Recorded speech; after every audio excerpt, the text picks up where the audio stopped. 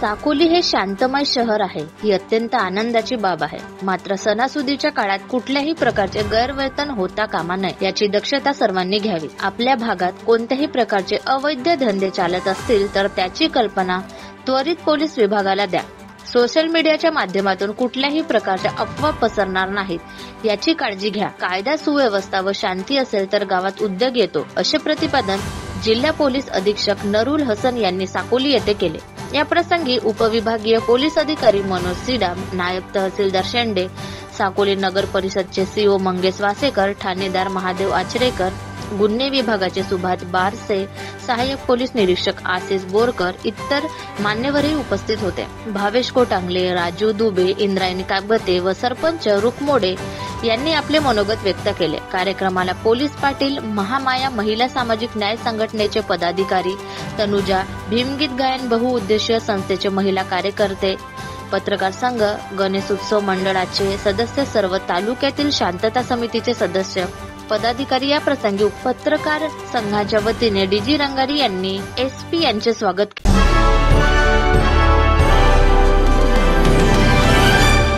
नबीच्या महत्वाचा सण मुस्लिम बांधवाचा आहे.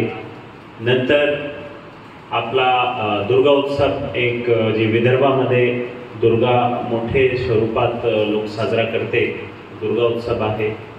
या अनुषंगाने जे आज शांतता कमिटी पीस कमिटीची जी मीटिंग बोलावली याच्यामध्ये जे जे लोक आले या सगळ्यांचा मी धन्यवाद देतो. कारण सण असल्यामुळे तरी सुद्धा आपण इथे प्रेझेंट आहे त्याबद्दल सगळ्यांचा धन्यवाद. आता गणपतीचा जे उत्सव आहे, आपण गणपतीचे उत्सव आधी बोलतो. जे आजचं जे स्वरूप मिळाला गणपतीला याचा मेन रोल जे होता ते लोकमान्य टिळक साहेबांचा होता. त्यांनी गणपती समाजामध्ये एक मोठे स्वरूपात साजरा झाली पाहिजे गणपती याबद्दल त्यांनी जनजागृती केली. आणि त्यांचा मेन उद्देश होता की समाजामध्ये एक एकता निर्माण झाली पाहिजे, आपली संस्कृतीबद्दल लोकांना अभिमान झाला पाहिजे. आणि जे युवा मंडळी आहे, युवा वर्ग आहे, युवा वर्गाला वेगवेगळी डायरेक्शन, त्यांचे करिअरला वेगळी डायरेक्शन मिळाली पाहिजे, त्यांचे कॉन्फिडन्स वाढले पाहिजे. यामुळे त्यांनी हा उत्सवची सुरुवात केली. आणि आज आपल्याला माहिती आहे आपला महाराष्ट्राचा गणेश उत्सव पूर्ण देशात फेमस आहे. काल आम्ही तुमसरमध्ये बोलत होतो. तुमसरमध्ये बरेचसे लोकांनी सांगितला की महाराष्ट्राचा जे गणपती आहे ते खूप मोठ्या प्रमाणात साजरा होते. आणि फक्त देश नाही, पूर्ण जगात महाराष्ट्राचा गणपती फेमस आहे. आणि फेमस कशासाठी आहे की ज्या वेळेस 10 दिवशीचा कार्यक्रम होते त्या 10 दिवशी लॉ अँड ऑर्डर होत नाही. 10 दिवशी पोलिसांना खूप त्रास होत नाही. 10 दिवशी लोक वेगवेगळे कार्यक्रम करतात. काय कार्यक्रम करतात? श्रीची पूजा केल्यानंतर पूर्ण दिवस किंवा संध्याकाळी वेगवेगळे कार्यक्रम लोक राबवतात. जसं साहेबांनी सांगितला, रंगोली स्पर्धा आहे, ब्लड डोनेशन आहे, डिबेट कॉम्पिटिशन आहे, सिंगिंग कॉम्पिटिशन आहे, सामाजिक एकोपा कसे झाला पाहिजे यावर व्याख्यान होते. म्हणजे कल्चरल आणि लिटररी वेगवेगळे कार्यक्रम याच्यामध्ये होते, ज्याच्यामुळे राष्ट्रीय एकताचा जे राष्ट्रीय एकोपाचा जे भावना निर्माण झाली पाहिजे असे प्रकारचे कार्यक्रम होते. आपण बरेचसे सणोत्सव पाहिले ज्या सणोत्सवमध्ये प्रशासनाला खूप त्रास होते. परंतु गणपतीमध्ये प्रशासन काम करते. गणपती इतका फेमस अशासाठी आहे कारण समाजामध्ये एक जनजागृती निर्माण करण्याच्या कार्य या उत्सवचे दरम्यान होते. तर माझी अशी विनंती राहील की महाराष्ट्र आणि आपला भंडारा ज्यासाठी फेमस आहे, पूर्ण देशात फेमस आहे, महाराष्ट्राचा गणपती ज्या मुळे फेमस आहे, ज्या भावना लोकमान्य टिळक साहेबांनी लोकांना दिली, त्या भावनांनी या उत्सव आपण सगळ्यांनी साजरा केला पाहिजे. उत्सव दरम्यान एक चांगला संदेश गेला पाहिजे, हा माझी आपण सगळ्यांची विनंती राहील. आज शांतता कमिटीची मीटिंग आहे. शांतता कमिटीची मीटिंगमध्ये सगळ्यांनी खूपच चांगला भाषण दिला. दुबे साहेब पासून मेश्राम साहेबपर्यंत सगळ्यांचे भाषण एकदमी उत्तम दर्जाचे आणि एकदमी चांगले भाषण होते. तर मला काही जास्त भाषण देण्याची गरज नाही. आपण सामाजिक एकोपा आणि याच्यावर खूपच चांगला प्रबोधन केलेले आहे.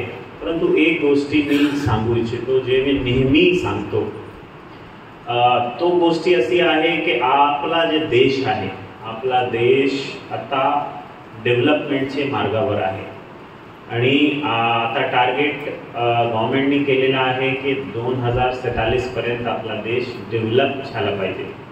आत्ताची परिस्थितीमध्ये आपण जगाची 5वी सर्वात मोठी अर्थव्यवस्था आहे. पॉवर ऑफ परचेसिंग कॅपॅसिटीमध्ये पाहिले तर 3री सर्वात मोठी अर्थव्यवस्था आहे. आणि आपल्याला यापुढे जर आपली कंट्रीला घेऊन जायचे तर देशामध्ये डेव्हलपमेंट झाला पाहिजे.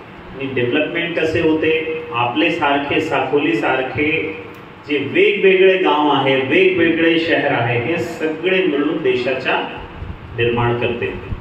आणि जर कोणतेही एक शहरामध्ये शांती राहिली नाही, लॉ अँड ऑर्डर बिघडला, तर 1 मिनिटामध्ये कॅमेऱ्याच्या माध्यमातून तो गोष्टी आजचे वेळमध्ये अमेरिकापर्यंत किंवा कुठल्याही पर्यंत जाऊ शकतात. आणि एकदा कायदा सुव्यवस्था आपली खराब झाली तर आपला डेव्हलपमेंट येत नाही, आपली इकॉनॉमी पुढे जात नाही. आता काही लोक लाखनीमध्ये जे भेलचा प्रकल्प होता, ते प्रकल्प आला नाही, त्यामुळे आंदोलन करत होते. बरोबर आहे की नाही? कशासाठी करत होते? हे उद्योग आले तर आपल्याला काम मिळते, रोजगार मिळते आणि आपली अर्थव्यवस्था, आपले साकोलीची अर्थव्यवस्था, लाखनीची अर्थव्यवस्था, भंडाऱ्याची अर्थव्यवस्था चांगली होईल आणि लोकांना रोजगार मिळेल. त्यामुळे आंदोलन होता. त्या मूर्तींचं विसर्जनाची व्यवस्था जी आहे ती आपण नगरपालिकेच्या वतीने कृत्रिम कुंड, विसर्जन कुंड तयार करतो. शहरामध्ये एक परेड ग्राउंड या ठिकाणी आधी अगोदर एकमेव होता, पण गणेश मूर्तींची संख्या विचारात घेता आपण मागच्या वर्षीपासून एक सेंदूर वाफा या ठिकाणी सुद्धा तशी व्यवस्था करतो. म्हणजे शहरात 2 ठिकाणी तशी व्यवस्था असते. आणि मागच्या वर्षीचं जे काही आमच्याकडे काउंट होतं, जवळपास 300 मूर्तींचं विसर्जन त्या कुंडामध्ये झालेलं आहे. तसंच या माध्यमातून माझी सगळ्यांना विनंती आहे की आपण सुद्धा आपल्या माध्यमातून इतर नागरिकांना सुद्धा हे सांगावं की घरगुती गणेश मूर्तींचं विसर्जन जे आहे ते कृत्रिम कुंडामध्येच करावं. तिथे निर्माल्य व्यवस्थित ठेवण्याची किंवा इतर सर्व व्यवस्था प्रशासनामार्फत केली जाते. त्याचबरोबर जे सार्वजनिक गणेश विसर्जनाची व्यवस्था आहे त्या ठिकाणी सर्व व्यवस्था नगरपालिकेमार्फत केली जाते. तत्पूर्वी त्या विसर्जनाच्या दिवसाला वेळ असल्यामुळे आपल्या जर काही सूचना असतील की काही त्रुटी तुम्हाला जर आढळल्या असतील, मागच्या वर्षी काही कमी झालं असेल, तर तुम्ही कृपया आम्हाला सांगावं, म्हणजे वेळीच त्यामध्ये आम्हाला दुरुस्ती करता येईल. आणि सर्वांनी सार्वजनिक, खास करून सार्वजनिक जे गणेश मंडळ आहेत त्यांना सुद्धा माझी विनंती आहे की आपण इतर काही समाज प्रबोधनात्मक गोष्टी आपण दरवर्षी करतात त्या पुढे पण कराव्या. पर्यावरणपूरक गणेशोत्सव साजरा करावा. त्याचबरोबर त्या परिसरामध्ये स्वच्छता राहील याची सुद्धा आपण काळजी घ्यावी. आणि आपल्या सर्वांना या येणाऱ्या उत्सवांकरता माझ्याकडनं खूप खूप शुभेच्छा. थँक्यू.